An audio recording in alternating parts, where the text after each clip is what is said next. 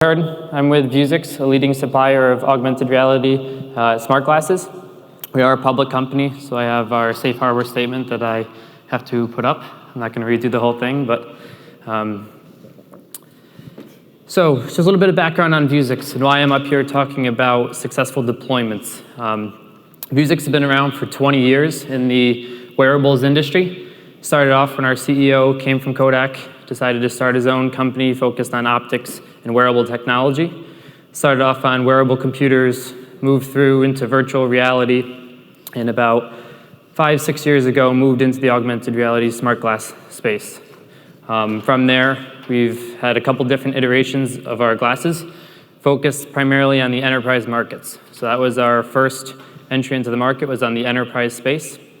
And since then, we've been iterating on the hardware from customer feedback, helping directly with the customers, as well as a lot of the partners that you'll see in the room next door, bringing these solutions to market. So we've been doing this for many years.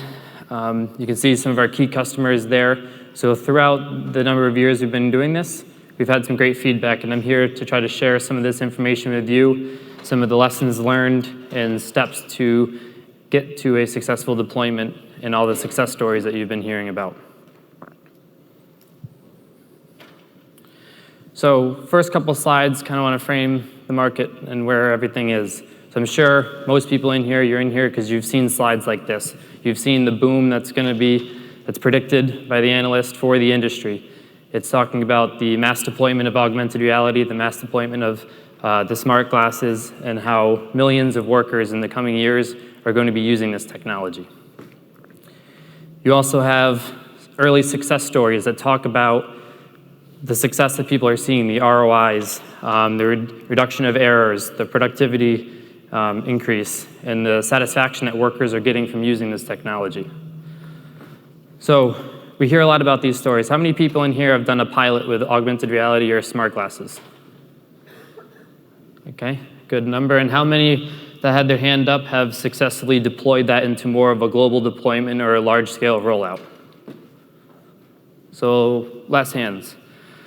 So it brings across an interesting dynamic and something that I spend some time reading about and trying to understand why do we have all these great success stories, a lot of pilots going on, but we don't see that large-scale deployment.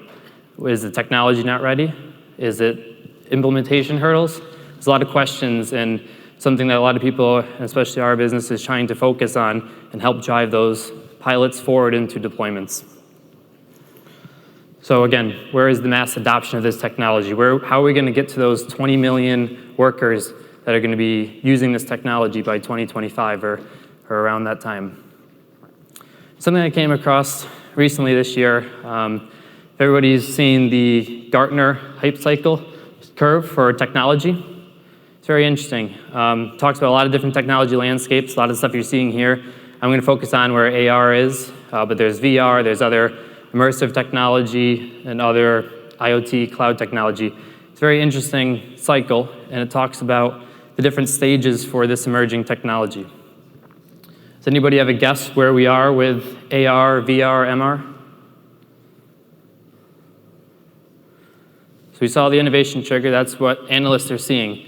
All the media out there talking about AR, talking about how we're going to get to that mass deployment. The peak of the inflated expectations, those are those early success stories that you saw. Everybody got excited from that hype of the innovation trigger, went out there, did some pilots, got the success stories. They want to publicize that and show how the technology is working. But where Gartner says we currently are is in that trough of disillusionment. And why is that? Everybody has seen those success stories, has seen the great. If you look at the innovation trigger, it's all of these different use cases that are talked about, all the fictional use cases that are put out there. You can look back in 2011, 2012. There's a really good video Vuzix and SAP did showing what could augmented reality do for a field service worker during an outage in a football game. How could they use that technology to go step by step and bring the lights back on and let the game continue. But that was, back then, the hope, the goal of where people are getting. So I think when you look at this curve, everybody sees those early adoption videos of where the technology could go, and they get all excited. Some people are successful at deploying those. A lot of other ones are stuck on the balance of where the technology currently is versus where those videos are. They want to see a deployment like what they see in that video, where everything's perfect, it's end-to-end integration. That takes a while to get there. So that's why you drop back down that curve, is the technology's not there. People try it, they fail, they get frustrated, and you see the adoption started to go down. In that time frame, if you read more about this through Gartner, it's also at the same time where you see a lot of companies on the rise. A lot of new companies come into the space. When you go over that bump into the upslope that we're back in now, you see the fading out, the coming and going of a lot of companies. You can follow the hardware space quite closely. In the past 2-3 years, there's been 3 or 4 different companies that have backed out of the hardware space. So this is good news for everybody here that we're on that slope back up. The companies that you see in the room next door have made it through that cycle. The maturity of the software has come a long way. The hardware has come a long way. So keep in mind, a lot of the success stories you see out there, they are real, they are achievable, and the good news is the software and hardware are now mature to help bring that to reality. So the major pillars, I'm just going to hit a couple here to success, and I'm going to dive into them. If you go into the room next door, you're going to see hardware vendors, you're going to see software vendors, and many of you guys are the adopters of this technology. So I kind of want to jump into those 3 pillars, look at some of the information for each of those pillars, and understand pitfalls, things to watch out for that we see with some failures or success in industry. So first, the hardware. Next door, there's probably 5-6 different vendors besides Vuzix over there with hardware. One of the biggest things we see, one of the biggest things we get asked, how do you compare against company X, company Y? And can I use your solution for these 10 different use cases that we have? One of the biggest things to keep in mind, one size does not fit all for these hardware. There's a lot of great hardware companies over there, and they usually have different use cases for the different ones. You can see between the size of the device, the features of the device, some are fully immersive, some you can place content on the ground, walk around, some are more wearable that you can wear throughout a full shift. You can get information on the go, hotspot batteries, and other things like that. So keep in mind as you look at this technology, really look at what is the main use case. And if you talk to the different providers, you can kind of get that information. For our glasses, we really focus on the enterprise verticals of manufacturing, field service, logistics.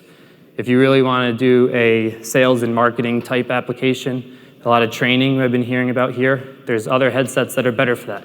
In our company, different people will tell you that because we understand our solution is targeted at specific markets, and there's other great hardware for other markets and other use cases, the fully immersive.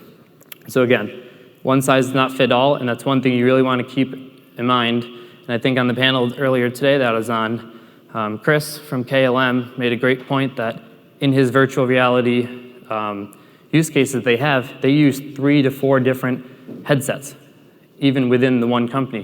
And it's because, again, each headset has its own specific pros and cons for the different use cases. So really keep that in mind as you're starting to look at the different technology. Second, analysis paralysis. I see this quite a bit. Back to the hype cycle.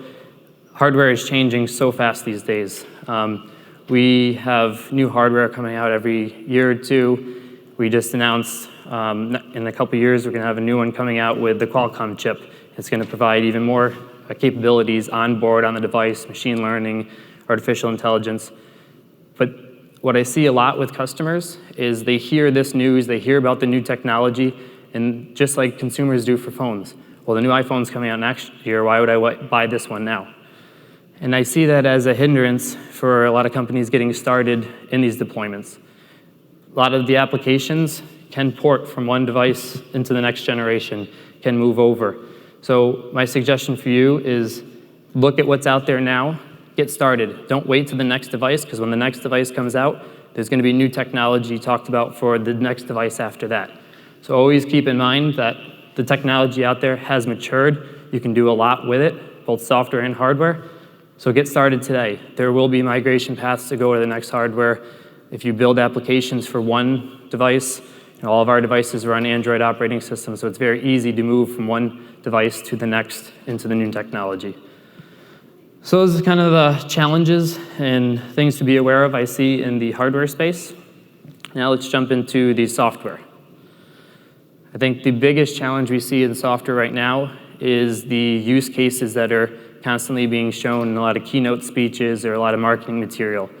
A lot of the information you see out there isn't practical or isn't easily deployable or scalable, but it is typically shown because, let's get it, it's a awesome industry. Being augmented reality is really cool topic, cool technology. You can do really cool showcase demos, but a lot of times we see this stuff and we don't want to move forward until we can do this in the factories, until we can get that fully immersive, everything integrated experience. What I want to let you know, and you can see by going to the room next door, is there's a lot of applications out there right now, providers, software platforms that are very mature. Here you can see an example of work instructions. It's not something sexy, a whale jumping out of the ground, but this is information that the operator needs, and you're giving me the right information at the right time. This is driving tremendous value. All those early use case ROIs that I showed you are from application platforms like this. They allow you to quickly get that information in a nice, easy user interface. When you're wearing a wearable, you can't have a lot of information cluttering the screen because it is a smaller screen. So how do you take these applications, make just the right amount of information available to the operator, and have that help him during his job?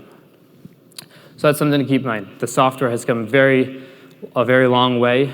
Years ago, you didn't have the integration with all the back-end systems. You didn't have the MDM software that was running on all the devices and integrated with the other platforms. All of that is available now. So I'm sure you guys have gone through the different vendors over there, but make sure you stop by, try out the different demos that they have, ask about their solutions from warehouse picking, manufacturing, to field service and remote video.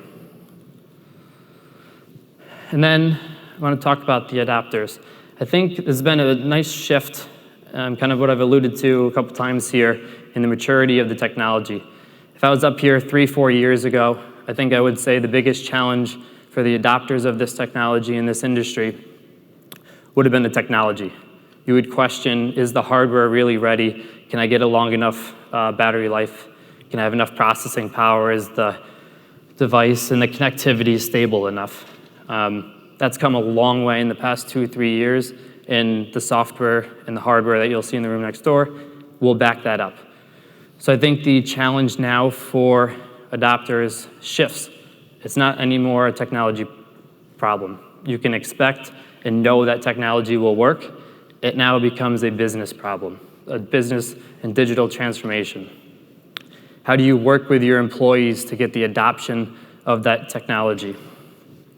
How do you pick the right use cases? It's another thing that's very important is looking at what use case you're trying to drive and then picking the technology for that. A lot of times people will do the opposite, get cool new technology and go search for a problem to use that tool for. So really think about what use cases you're trying to deliver, and that's going to help you decide and help you pick from the different tools that are available. Again, the wait and see attitude for use cases and case studies, that one, again, the analysis paralysis. Everybody wants to see the success, hear the stories. It's very easy these days. With our kit that we made this year, you can buy a pair of glasses and have the See What I See video application pre-installed on the glasses, and in less than a couple days, you could have that remote worker up and running, getting help from experts back at your headquarters. Companies are working on things like this to make it very easy for you to try this technology and get started. There's software vendors doing pilots in a box where you can get a whole kit, stand it up, and ready to go. So that waiting for the use cases can kind of put you in the back seat and hold back you from seeing these performance gains. So really talk to the different people, see how you can easily get started, and be a leader. Start driving some of those use cases and showing the industry what can be done. Back to use cases, One of the other big things is realistic use cases. I think there are some great applications that do immersive augmented reality, showing the CAD models. If you're trying to disassemble a machine that you've never seen before, you can very easily highlight the different parts of the machine, explode the view, show them how to take it apart. But there's a challenge to that. You have to look at your business. Is your business digitally transformed that you have all of those CAD models available in some kind of PLM solution, all of them categorized so you can put them into the augmented reality software? Because that's a big challenge for a lot of companies. You used to either have non-digital models, or if you had digital models, they're all scattered. So people will do a successful pilot, show a really cool use case of that exploded view of the CAD model, but when they go to actually scale that, they go to deploy it, they now hit these hurdles of it's going to take a year, 2 years to move all of their digital CAD models into a solution that would allow them to scale that application. And technical challenges of first-time installations. Again, as you're going through these pilots, a lot of times they're done in bubbles. Make sure you are working with the IT team, looking at the MDM solution, make sure that is integrated into your pilot so that when you do go to scale that, you don't hit a lot of the hurdles that you'll see in large organizations from MDM, from device improvement, and vendor information.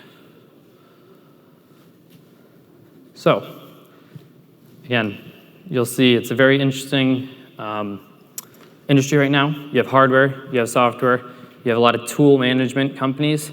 These are the MDMs, these are different gesture control companies. Everybody is in this big ecosystem. And at Vuzix, that's our go-to-market strategy. We build the hardware, we build the operating system on the glasses, but we want to partner with all these great partners that you'll see in the room next door that build the applications, that build the tools, because they are experts in that industry. So keep that in mind as you're going through and picking the different ones. It's an ecosystem. It's not a one company is going to solve every problem. You have to pick a couple different companies and have them all work together. Okay, next I want to kind of take those lessons learned and look at a specific use case. So I'm going to flip to the next slide. It's going to show a video from SATS and Singapore Airlines. So there's an application developed using our glasses in Singapore Airlines. So I'll let the video kind of explain the application to you, and then we'll go through a couple of the slides afterwards.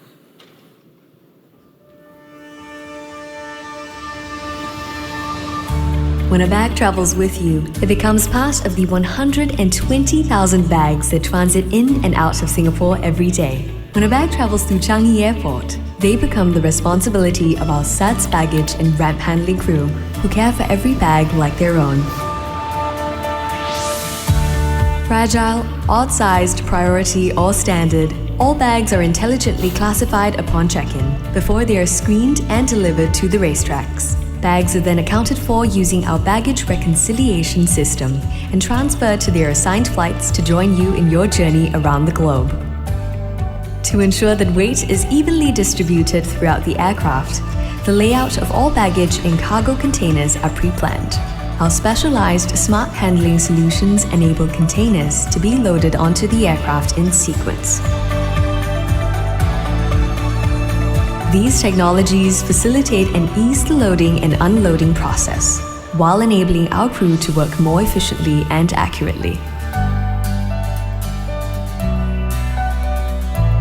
If you look out your plane windows, you will find our staff dressed in the required personal protection attire. Safety vests, gloves, and bump caps to ensure that they stay safe at all times while efficiently getting your bags on and off the plane with great level of care and precision.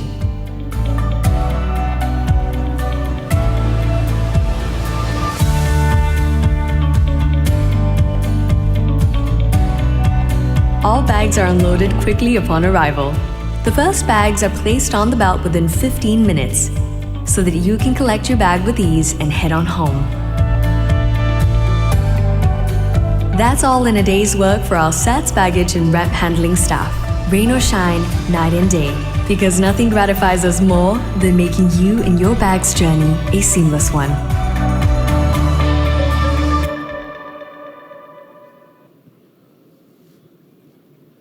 So the reason I like to show that use case, that's one of the newer global deployments that has recently been announced, is you can see in there, smart glasses was just one segment of that solution. What I like about that is a digital transformation in the entire process. So you can see from originally loading the bags using hand scanners to on the runway where they need to be hands-free using the smart glasses, connecting all of that back to a control center where they can communicate via remote video conference back to the employees on the tarmac.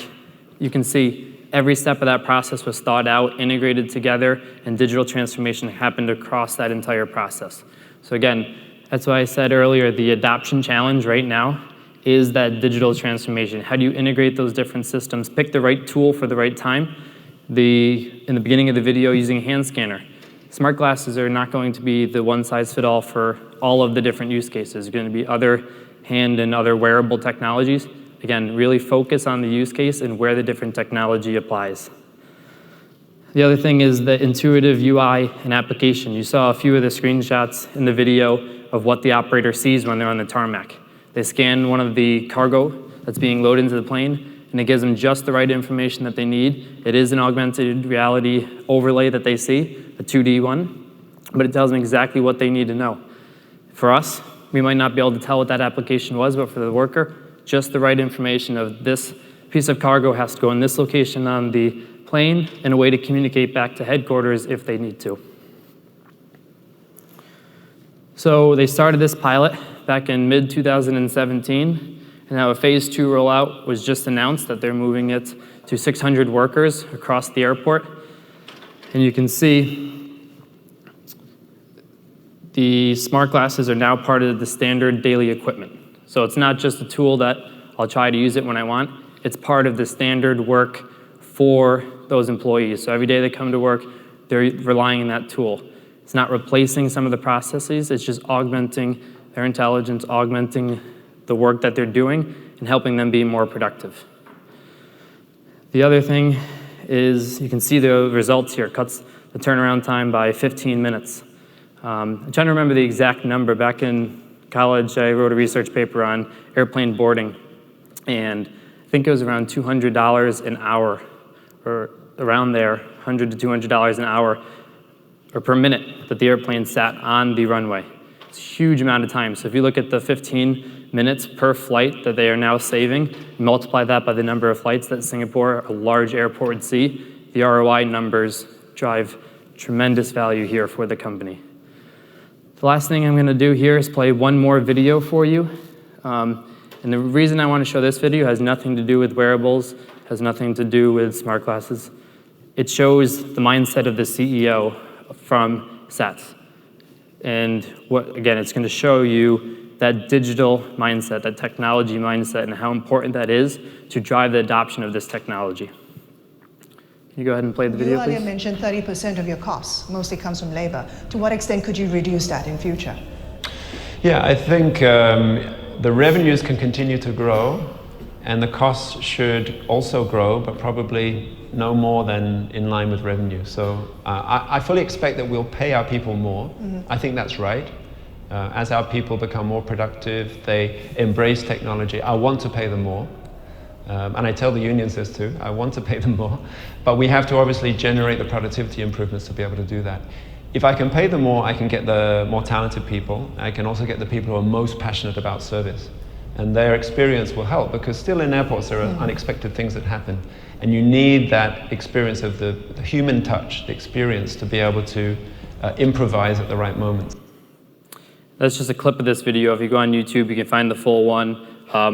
This CEO will actually walk around with our glasses in this video, talk about how it's being used. So you can see he is completely committed from the top down to helping drive technology through the organization, which I think is one of the biggest things that you can do. I'm sure you've heard it from here.